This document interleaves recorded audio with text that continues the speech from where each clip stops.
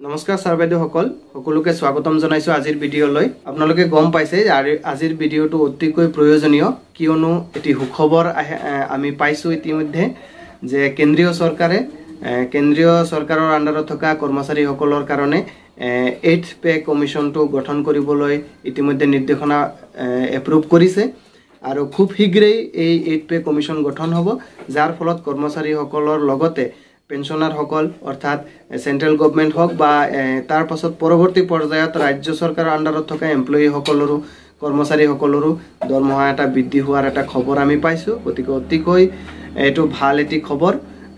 গতিকে আমি আজিৰ ভিডিঅ'ত কিছুমান কথা আলোচনা কৰিম যে এই পে কমিশ্যনটো আচলতে কি হয় এই বিষয়ে অলপ জানিম।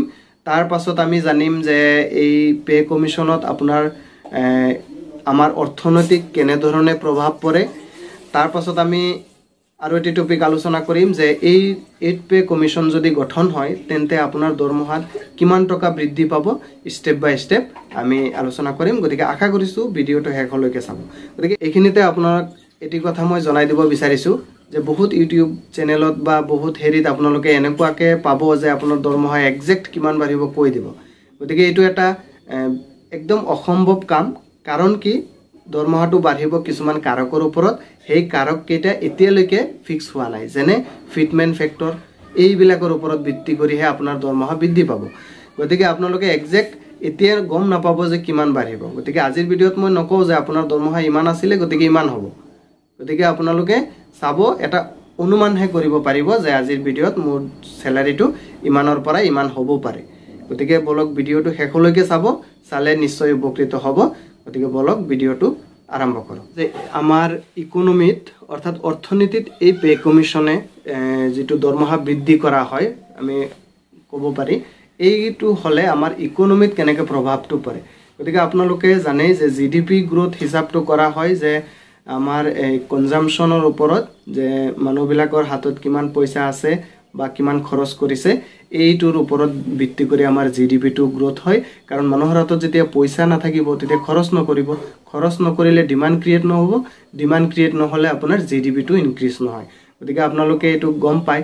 সেইকাৰণে যদি এমপ্লয়ীসকলৰ হাতটো খালী থাকে তেতিয়া তেওঁলোকে বস্তুবিলাক কিনিবলৈ অসুবিধা পাব, অৰ্থাৎ ডিমাণ্ডটো নহ'ব। ডিমাণ্ডটো যেতিয়া আমাৰ বৃদ্ধি হ'ব তেতিয়া অট'মেটিকেলি GDP আমাৰ ইনক্ৰিজ হ'ব। সেইকাৰণে এই পে কমিশ্যনটো গঠন কৰা হয় আৰু যাতে এমপ্লয়ীসকলৰ লাইফষ্টাইলটো অলপ ষ্টেণ্ডাৰ্ড হয় সেইটো কাৰণেও এই পে কমিশ্যন গঠন কৰা হয়। আৰু কৰ্মচাৰীসকলৰ আৰু পেঞ্চনাৰসকলৰ তেওঁলোকৰ দৰমহা বৃদ্ধি কৰে, যাতে তেওঁলোকৰ হাতত পইচা আহে, পইচা অহাৰ পাছত তেওঁলোকে খৰচ বেছিকৈ কৰে আৰু যাৰ পৰা GDPটো গ্ৰোথ হয়। আপোনালোকে ইতিমধ্যে গম পাই আছে যে আমাৰ ভাৰতবৰ্ষৰ GDPটো টাৰ্গেটেড ভেলুৰ পৰা অলপ তলতে হৈ আছে। পে কমিশ্যনটো হ'ল চৰকাৰৰ দ্বাৰা গঠন কৰা এটি অফিচিয়েল পেনেল, যি পেনেলে কি কৰে, চৰকাৰক যে কৰ্মচাৰীসকলক কিমান দৰমহা দিব কি কথা তাৰ এটা ফ্ৰেমৱৰ্ক চৰকাৰক ৰিকমেণ্ড কৰে। গতিকে এই পে কমিশ্যনে কোনোবা এটা মন্তব্য বা কোনোবা এটা বিষয় কিমান কি হ'ব দিয়াৰ লগে লগে যে সেইখিনিয়ে হ'ব সেইটো নহয়, এইটো এটা ৰিকমেণ্ডেশ্যনহে। তাৰ পাছত চৰকাৰে আকৌ এইটো বিবেচনা কৰি কিমান কি কৰিব পৰা যায় চিন্তা চৰ্চা কৰি তেওঁলোকে কৰে। ভাৰতবৰ্ষ স্বাধীন হোৱাৰ পাছত এতিয়ালৈকে 8টা পে কমিশ্যন গঠন হৈছে আৰু এইবাৰ যিটো গঠন হ'বলগীয়া হৈ আছে এইটো হ'ল 8th পে কমিশ্যন, অৰ্থাৎ 8 নম্বৰ পে কমিশ্যন ইয়াত গঠন হৈ আছে। এই 8th পে কমিশ্যন যদি আহে তেতিয়া আপোনাৰ দৰমহাটো কিমান বাঢ়িব সেই বিষয়ে। গতিকে সেই বিষয়ে আলোচনা কৰাৰ আগতে আমি এটা কাম কৰিব লাগিব যে 6th পে কমিশ্যনৰ পৰা 7th পে কমিশ্যন হোৱাত কেনেকুৱাকৈ পৰিৱৰ্তন হৈছিলে দৰমহাটো। আমি এই কথা কেইটামান আমি আলোচনা কৰি ল'লে এটা অনুমানিক এটা ধাৰণা আমি পাম যে আমাৰ 8th পে কমিশ্যনত কি হ'ব, যে দৰমহাটো কিমান পৰিমাণৰ বৃদ্ধি পাব। গতিকে বলকচোন আমি চাওঁ যিবিলাক কাৰণৰ ওপৰত ভিত্তি কৰি দৰমহাটো বৃদ্ধি পায় সেই কাৰকবিলাকৰ পৰিৱৰ্তনটো 6th পে কমিশ্যনৰ পৰা 7th পে কমিশ্যনলৈ কেনেকৈ হৈছিলে। যে 6th পে কমিশ্যন যিটো আহিছিলে 2006 চনত, অৰ্থাৎ মনমোহন সিঙৰ চৰকাৰৰ সময়ত, আৰু 7th পে কমিশ্যন যিটো গঠন হৈছিলে 2016 চনত, অৰ্থাৎ নৰেন্দ্ৰ মোদী ডাঙৰীয়াৰ গভৰ্ণমেণ্টৰ সময়ত। গতিকে আমি এই দুটা কম্পেৰিজনটো আপোনালোকৰ স্ক্ৰীণত মই দি দিছোঁ আৰু মই অলপ এক্সপ্লেইন কৰি দিছোঁ যে কেনেকুৱাকে পে কমিশনত আপোনালোকৰ দৰমহাটো ইনক্ৰিজ হয় সেই হিচাপ মতেহে আপুনি নিজৰটো নিজে হিচাপ কৰি ল'ব যে কেনেকৈ আপোনাৰ দৰমহাটো বৃদ্ধি হ'ব পাৰে।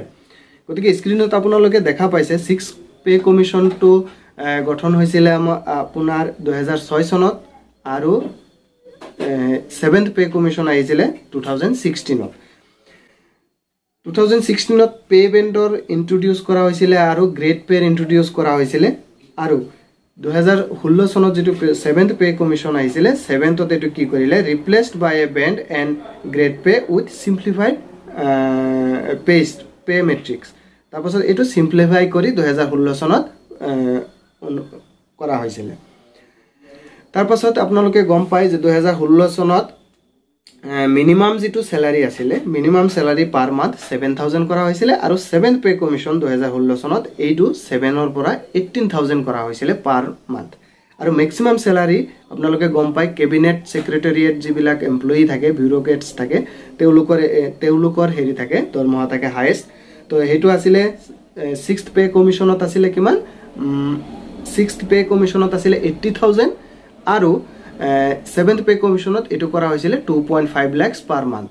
এটো টপ বিউৰোক্ৰেটছ যিবিলাক আছে তেওঁলোকৰ দৰমহাটো তেনেকৈ কৰা হৈছিলে।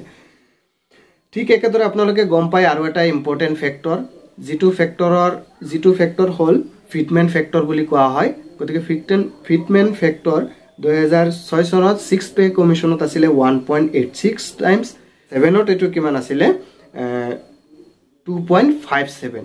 গতিকে আপোনালোকে গম পায় যে ফিটমেন্ট ফেক্টৰটো কাৰ লগত ব্যৱহাৰ হেৰি কৰা হয় যে আপোনাৰ বেসিক পে যিমান তাৰ লগত ইমান গুণ কৰি আপোনালোকে কৰিব মাল্টিপ্লাইড বাই ফিটমেন্ট ফেক্টৰ কৰিলে আপোনালোকৰ এস্টিমেট অলপ দৰমহা এটা গম পাব পাৰে আপোনালোকে।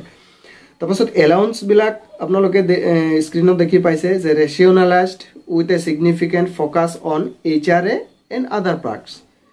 আৰু 7th পে কমিশনত কি কৰিছিলে ৰেশনালাইজ ফাৰ্দাৰ আকৌ ৰেশনালাইজ কৰিলে with HRA and other allowance restructured. তাৰপাছত আপোনালোকে গম পায় গ্ৰেচুইটি সিলিংটো 6th পে কমিশনত আছিলে 10 লাখ আৰু 7th পে কমিশনত কৰি দিলে এটো কিমান 20 লাখ। ঠিক আছে। তাৰপাছত পেনশনত কি কৰিলে পেনশনত revised with an option for additional pension post retirement age. তাৰপাছত 7th পেত কি কৰিলে minimum pension set at 9000 per month minimum এটা সিলেক্ট কৰি দিলে। গতিকে ডিএ টো কি কৰিলে introduced base on inflation index এটো আপোনাৰ 6th পে কমিশনত কৰিছিলে 7th পে কমিশনত এটো কন্টিনিউ কৰিলে পিৰিয়ডিক আপডেটস টো কৰি দিলে। গতিকে আপোনালোকে গম পালে যে 2006 চনত যেটো 6th পে কমিশন আছিলে তাত দৰমহাটো আপোনাৰ কেনেকে বৃদ্ধি কৰি 7th পে কমিশনত এটো কেনেকে ইনক্ৰিজ হৈছিল। গতিকে আমি ইয়াৰ পৰা এটা অনুমান কৰিব পাৰি যে যেহেতু 7th পে কমিশনৰ পৰা 8th পে কমিশনলৈ আহিব অৰ্থাৎ অষ্টম দৰমহা আয়োগলৈ আহিব। গতিকে এনেকুৱা এটা ৰেশিও মতে এটো চেঞ্জ হোৱাৰ এটা প্ৰবেবিলিটি আছে। গতিকে ইয়াত আৰু এটা ফেক্টৰ হৈ যায় কি যে সেন্ট্ৰেল গভৰ্নমেন্টৰ এমপ্লয়ি সকলৰটো এটো হ'বই কিন্তু ৰাজ্য চৰকাৰৰ ক্ষেত্ৰত হয়তো কিবা এটা কম বেছি হ'ব পাৰে আমি এক্সাক্ট ক'ব নোৱাৰি। গতিকে সেই কাৰণে আপোনাক আমি ডাইৰেক্ট এক্সাক্ট ক'ব নোৱাৰি আপোনাৰ দৰমহা কিমান বাঢ়িব এটো সময় আহিলে দেখা পাব। কিন্তু এটা কথা আপোনালোকে শিওৰ হৈ লওক যে কিবা নহয় কিবা এটা দৰমহা আপোনালোকৰ বৃদ্ধি পাব আৰু কৰ্মচাৰীসকলৰ জীৱনলৈ এটি আৰ্থিকভাৱে এটি সবলতাৰ সৃষ্টি হ'ব। ছাৰ বাইদেউসকল আজিৰ ভিডিঅ'ত ইমানেই। পৰৱৰ্তী ভিডিঅ'ত লগ হ'ব আৰু এটি বিষয় লৈ। গতিকে সকলোকে শুভৰাত্ৰি জনাই আজিৰ ভিডিঅ'তে সমাপ্ত কৰিছোঁ। ধন্যবাদ।